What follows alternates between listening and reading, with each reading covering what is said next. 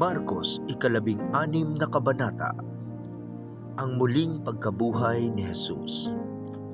Pagkaraan ng araw ng pamamahinga, si Maria Magdalena, si Maria na ina ni Santiago at si Salome ay bumili ng pabango upang sila ay magpunta sa libingan at lagyan ng pabango ang bangkay ni Jesus. Kinaumagahan ng linggo, sa pagsikat ng araw, sila'y nagpunta sa libingan, ngunit sila ay nagtanong sa isa't isa, "Sino kaya ang maaari nating mapakiusapang maggulong ng batong nakatakip sa pintuan ng libingan?" Nasabi nila iyon dahil napakalaki ng bato, ngunit nang matanaw nila ito, nakita nilang naigulong na ang bato. At pagpasok nila sa libingan, may nakita silang isang binatang nakasuot ng mahaba at maputing damit at nakaupo sa gawing kanan, at sila'y natakot. Ngunit sinabi nito sa kanila, "Huwag kayong matakot.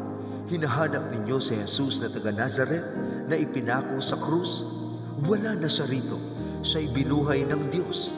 Tingnan ninyo ang pinaglagyan sa kanya. Bumalik kayo at sabihin ninyo sa kanyang mga alagad at kay Pedro, mauuna siya sa inyo sa Galilea. Makikita ninyo siya roon, gaya ng sinabi niya sa inyo." Lumabas sila sa libingan at patakbong umalis na nanginginig at litong-lito, at dahil sa matinding takot, wala silang sinabi kanino man. Ang mahabang pagwawakas ng magandang balita ayon kay Marcos. Nagpakita si Jesus kay Maria Magdalena. Maagang maaga ng unang araw ng linggo, matapos na siya'y muling mabuhay, si Jesus ay unang nagpakita kay Maria Magdalena. 7 demonyo ang pinalayas ni Jesus mula sa kanya.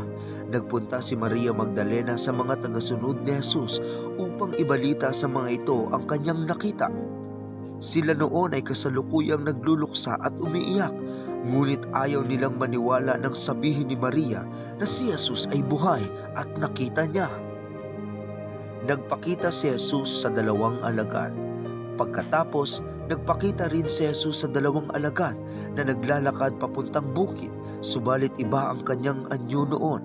Bumalik agad sila at ibinalita sa kanilang mga kasamahan ang nangyari, ngunit ayaw din silang paniwalaan ng mga ito. Pinagalitan ni Jesus ang 11. Pagkatapos, nagpakita si Jesus sa 11 alagad habang kumakain ng mga ito.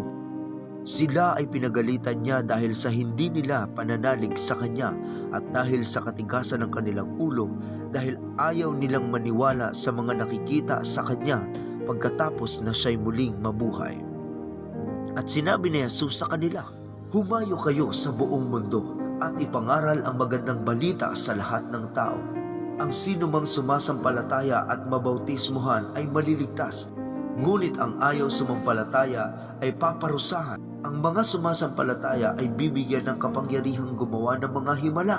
Sa pangalan ko'y magpapalaya sila ng mga demonyo at magsasalita ng iba't ibang wika. Hindi sila mapapahamak kahit dumampot sila ng ahas o makainom ng lason, at gagaling ang mga may sakit na papatungan nila ng kamay." Ang pag-akyat kay Jesus sa langit. Pagkatapos niyang magsalita sa kanila, ang Panginoong Jesus ay iniakyat sa langit at umupo sa kanan ng Diyos. Humayo nga at nangaral ang mga alagad sa lahat ng dako. Tinulungan sila ng Panginoon sa gawaing ito. Pinatunayan niyang totoo ang kanilang ipinapangaral sa pamamagitan ng mga himala na ipinagkaloob niya sa kanila. Ang maikling pagwawakas ng magandang balita ayon kay Marcos.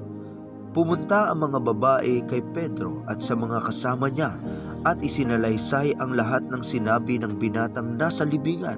Pagkatapos, isinugo ni Jesus ang kanyang mga alagad upang ipangaral sa lahat ng dako ng daigdig ang banal at dililipas na balita na walang hanggang kaligtasan.